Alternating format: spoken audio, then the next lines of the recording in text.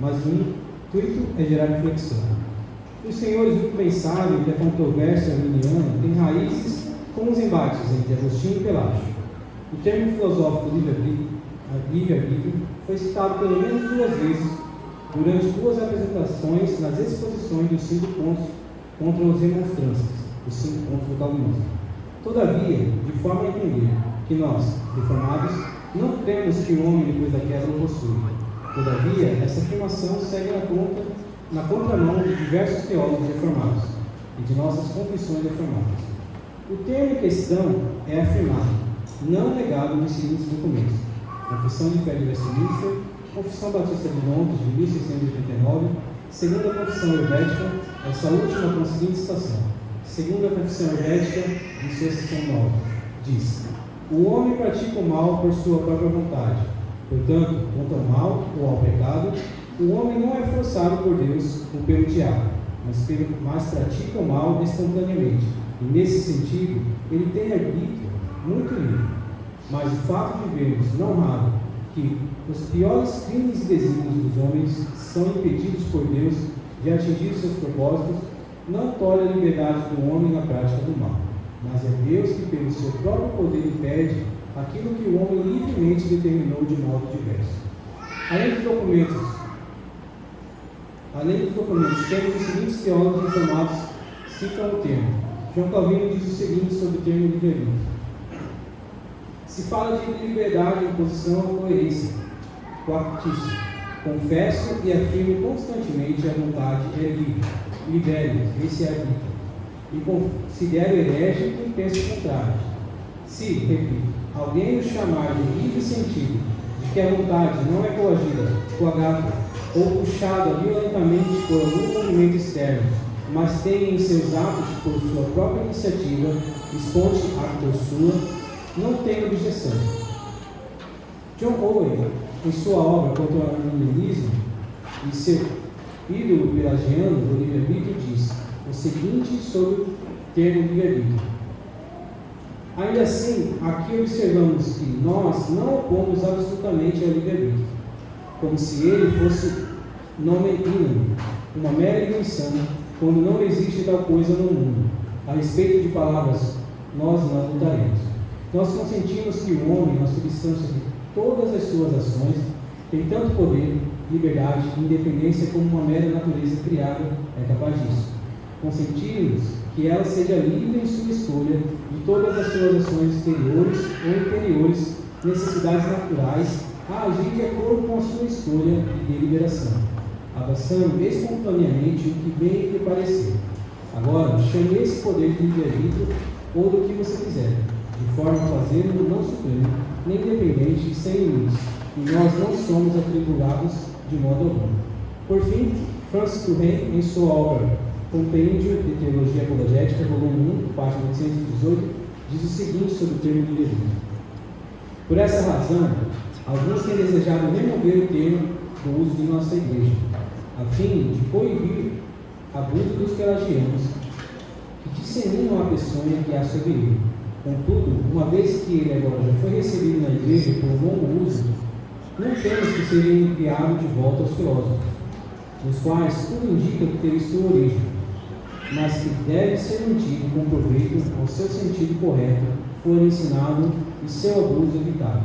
Por isso, não é possível, sem calúnia, que sejamos acusados de não tolerar nem o nome, nem a coisa, livre-arbítrio, pois estamos para demonstrar mais adiante em referência à coisa, que estabelecemos o livre-arbítrio muito mais realmente que nossos oponentes, assim escritos de nossos homens, ensinam sobejamente que de modo algum repudiemos esse termo quando propriamente entendido. Ou seja, nossas confissões não descartam o termo livre-arbítrio, nem antes da queda, nem depois da queda, pois fica claro que o entendimento do termo livre-arbítrio para os irmãos durante o escolasticismo reformado, período das confissões reformadas, e individualmente na pena desses citados livre-arbítrio, significa simplesmente livre vontade, e livre no sentido bem específico que o homem não é forçado a agir. Isso vale tanto para antes quanto para depois da queda, no símbolo de Dodge. Por exemplo, quando se fala quanto o termo, a referência à redefinição do termo pelos arminianos. Diante disso, faço a pergunta aos novos irmãos. Aquilo era apenas a ilustração. Agora vem a pergunta. Simplesmente negar o termo não causa confusão, visto que nossas confissões o usam como citado anteriormente? E segundo, quando nós criamos um termo novo, como livre agência, isso não demonstra que perdemos o debate com os opositores, deixando-os redefinir o termo já consagrado e conhecido tanto no meio teológico, filosófico e acadêmico? E por fim, não seria melhor afirmarmos a definição quanto o termo livre-arbítrio, conforme nossas confissões e outros teólogos do passado assim fizeram? Uma palavra dos nossos preditores.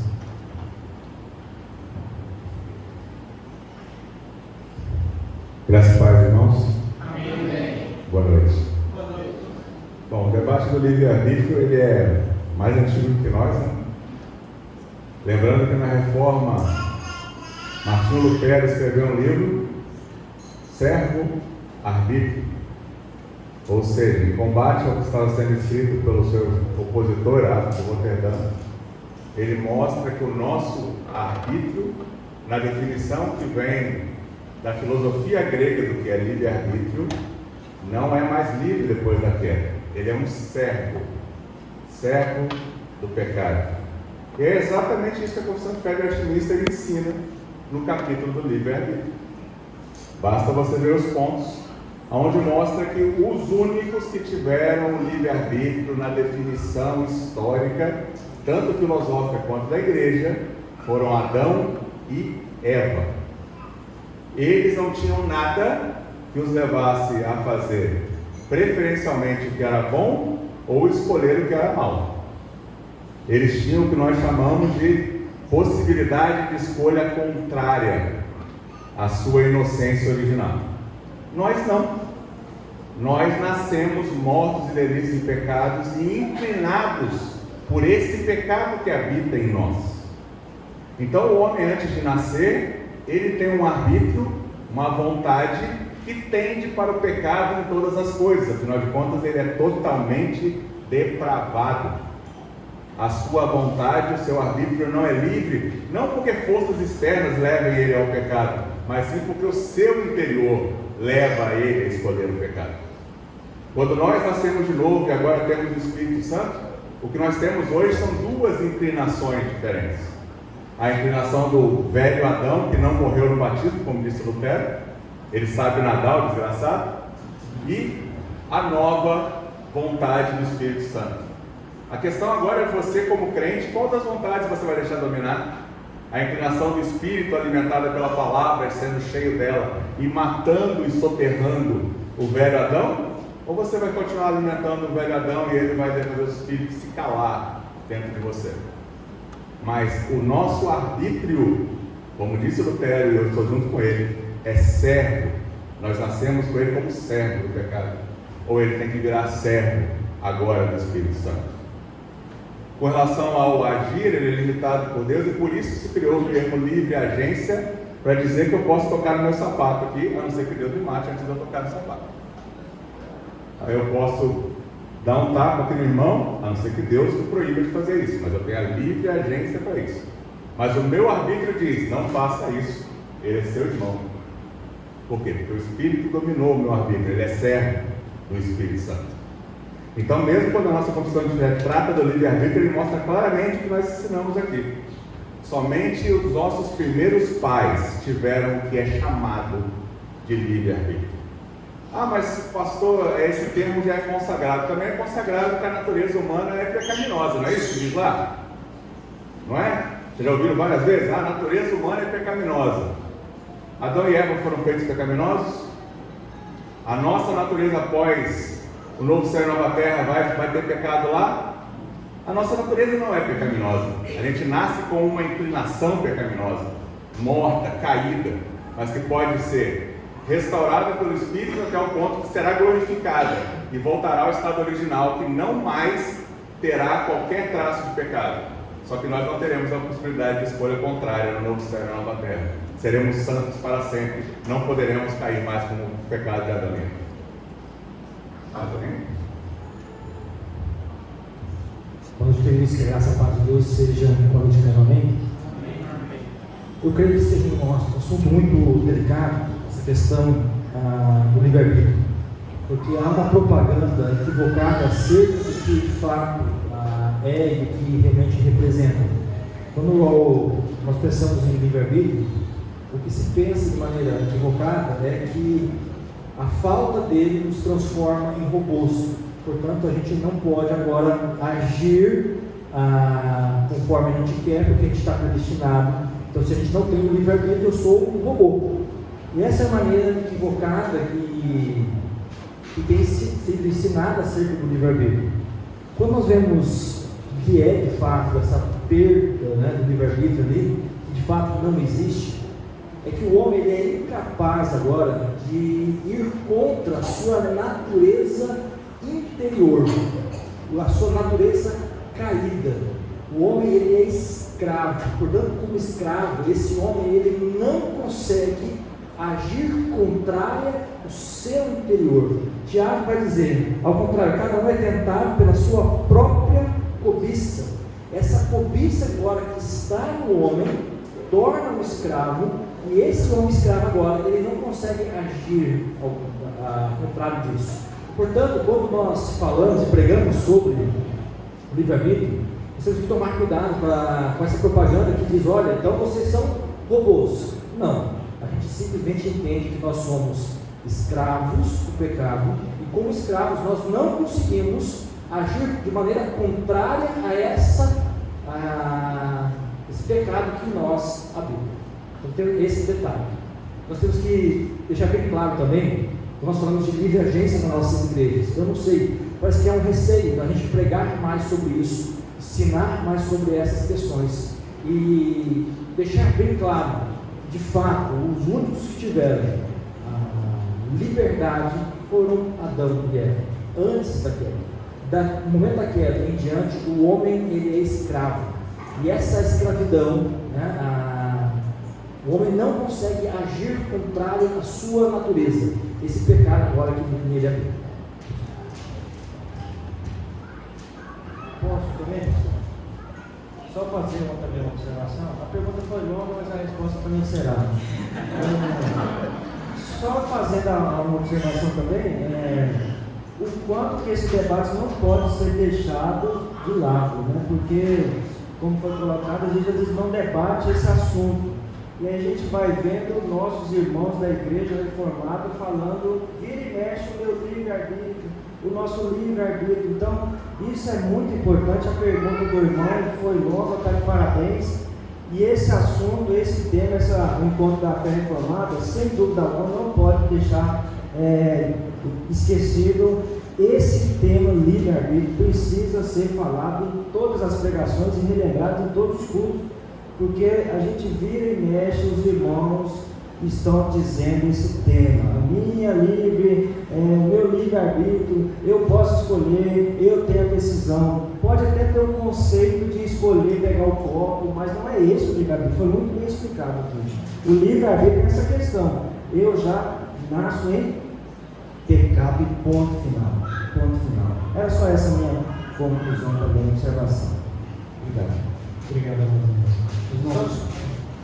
Do ponto, nós podemos perceber, a gente encontra de fato aquilo que foi dito, João Calvino, ou a gente pode falar também de A.C. Sproul, a gente pode falar de alguns outros, porque assim, o tema livre-arbítrio dentro do calvinismo, ele não caminha apenas com João Calvino falando a respeito do assunto, ou na confissão de fé. A gente tem diversos momentos sobre o tema livre-arbítrio.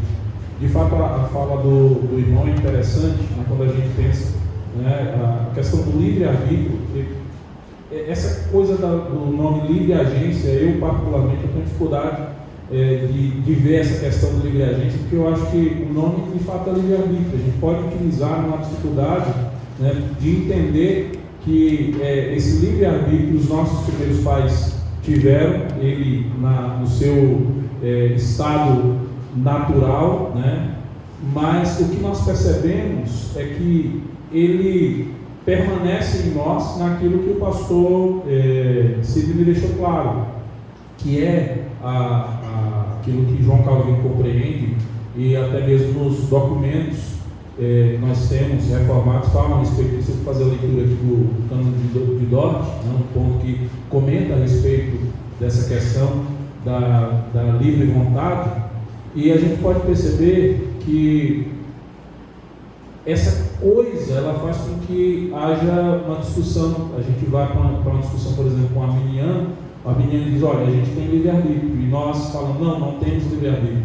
A gente de fato cria uma coisa, né, porque a gente deixa de falar sobre esse livre-arbítrio que nós em Adão tínhamos, e que após nós de alguma maneira perdemos isso, mas que nós temos esse livre-arbítrio no sentido de questões de escolhas, né? Escolhi a minha esposa, fui eu que escolhi, eu tive liberdade para fazer isso, né? Eu não posso negar que foi a minha questão de ter a liberdade arbitrária de fazer isso. Eu fiz, né? Foi escolha minha fazer essa coisa. E aí, assim, o grande desconforto é que a gente pega essa ideia, esse entendimento, infelizmente, com o passar dos anos, com o passar do tempo, o nome livre agência aparece. E aí, de algum modo, né, é como se a gente tivesse com medo de falar: não, existe livre-arbítrio, né, só que ele não é como está sendo apresentado pelo arminianismo, é como está sendo apresentado pelo calvinismo, né? E aí a gente precisa explicar a respeito da questão do livre-arbítrio, né? Então, assim, livre-arbítrio no sentido de aquilo que o pastor Sidney falou, dele me dar um peteleco, ele poderia fazer isso, ele teria livre-arbítrio, né? No sentido de, não precisa ser livre agência, a liberdade dele de fazer, né? Talvez, olha, ele falou: meu amigo, eu dou um peteleco nele. Ele teve liberdade para fazer isso. A questão do livre-arbítrio, daquilo que se discute sobre nós perdemos, no que diz respeito à salvação, né? No quesito salvação, a gente perdeu o livre-arbítrio, né? Mas no quesito escolhas, daquilo que a gente horizontalmente está o tempo todo fazendo, nós fazemos as escolhas, e nós fazemos escolhas boas ou más, escolhas certas ou erradas. A gente tem essa liberdade, o Senhor permite que haja isso, e a gente não pode dizer que isso não é livre-arbítrio, tá? Uma fala aqui interessante sobre a questão do que os Cânones de Dort apresenta, no artigo 16, os irmãos, os capítulos da doutrina, terceiro e quarto capítulo da doutrina, os Cânones de Dort, diz assim: o homem não deixou, apesar da queda, de ser homem dotado de intelecto e vontade.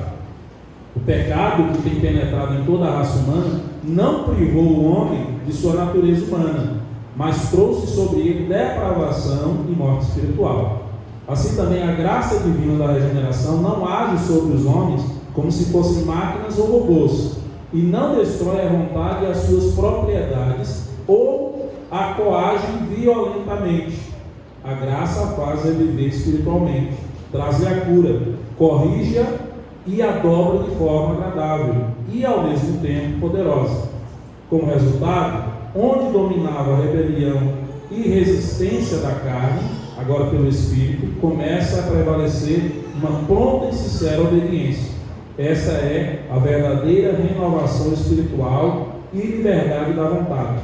Se o admirável autor de todo bem não agisse desse modo conosco, o homem não teria esperança de levantar-se da sua queda por meio de sua livre vontade, pela qual ele, quando ainda está em pé, se lançou na perdição. Então, o Senhor de Dort nos dá esse entendimento a respeito do tema que nós estamos dialogando aqui. Obrigado, irmãos. Se os irmãos, ao longo das respostas, tiverem alguma dúvida e quiserem complementar as suas perguntas, levante a mão e um dos nossos diáconos levará para vocês o microfone para que esse complemento da pergunta seja feito. Agora nós passaremos algumas perguntas mais objetivas. Jonas, levanta a mão, então vamos deixar aqui no momento.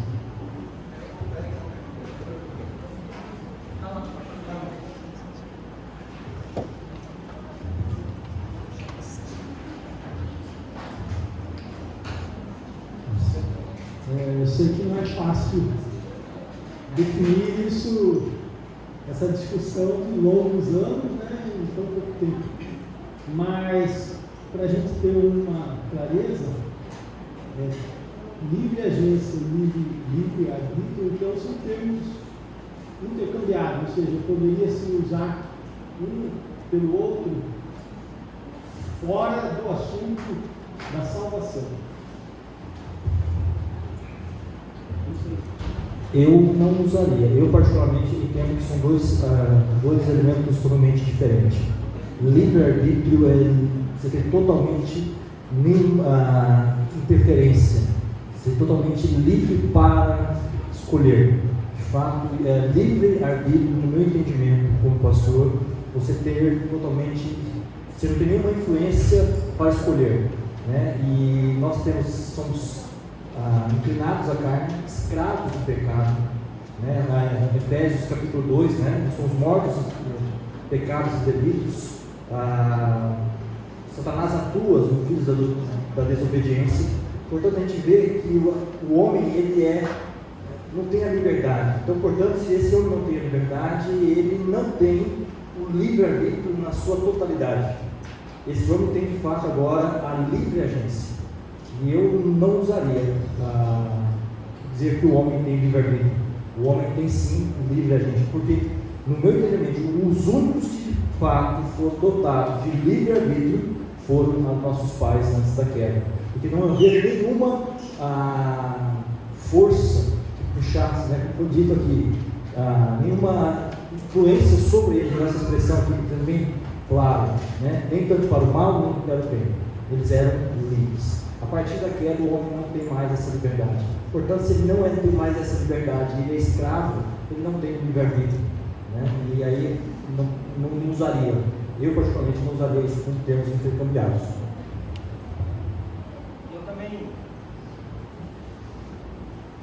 Eu também concordo que o pastor Maílson falou o tema, depois ele se vira com os irmãos. Sobre o livre-arbítrio, ele trouxe o tema que é correto, nós já sabemos agora como que funciona, mas eu acho que não é correto, como o pastor Marco falou, a gente abordar e trabalhar sobre essa linha, porque vai levar lá para aquele mesmo erro do começo. É como aquele abençoado pastor lá da igreja falou: nós somos pentecostais. Começa a explicar para o irmão que é da igreja pentecostal, você está com muito problema. Então, é melhor a gente trabalhar com essa mesma linha, né, da livre agência. Mas nós sabemos que o livre-arbítrio também podemos entender que trabalha com a mesma linha de livre agência. Mas não expor, porque o outro não vai entender e vai cair no mesmo problema lá do Adão e Eva, que só eles tiveram. Só o que diferencia, né, a percepção do irmão, do reverendo Varilson e de outros teólogos também informados, de nós, é que a gente acredita que o termo arbítrio tem a ver com juízo para fazer. Então, eu julgo que eu posso escolher o bem espiritual ou não, através do meu juízo. O homem antes da queda, como ele é inclinado pelo pecado, ele não tem como escolher a Deus. Não há quem busque a Deus, não há nenhum sequer. Então, nesse sentido, a gente entende que não há o livre-arbítrio, a capacidade de julgar sem inclinação no homem. É esse o sentido que nos diferencia nas concepções que a gente está falando, né? É esse ponto, tá? Mais alguém?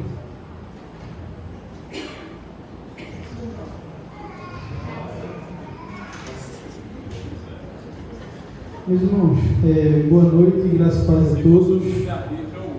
É sobre o livre-arbítrio, né?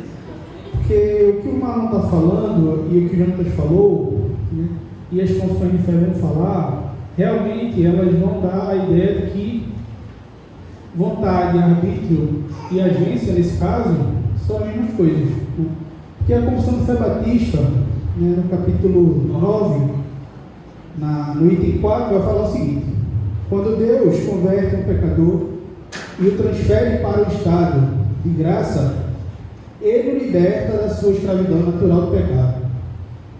E somente pela graça o habilita a livremente querer e fazer aquilo que espiritualmente é bom. Então, quando a gente se converte, né, as nossas confissões vão falar que não perfeitamente, como o pastor Sidney falou, mas quando o Espírito Santo toca no nosso coração e nos traz do estado de morte para a vida, né, é claro que a gente ainda vai estar no ainda não, né, não tem a vontade perfeitamente habilitada, mas agora os irmãos vão me convir, eu acredito, que a gente tem uma escolha para fazer o que é bom. É isso que fala a confissão. Claro que não a escolha para salvação, que aí a gente já recebeu, mas ao receber a salvação, né, ao ser transferido de morte para a vida, né, a gente já é habilitado para querer o bem, porque é isso que fala a confissão de fé. Então eu acho, né, só para finalizar, que vontade, agência e arbítrio são sinônimos nesse caso. Lembrando que agora, por causa da ação.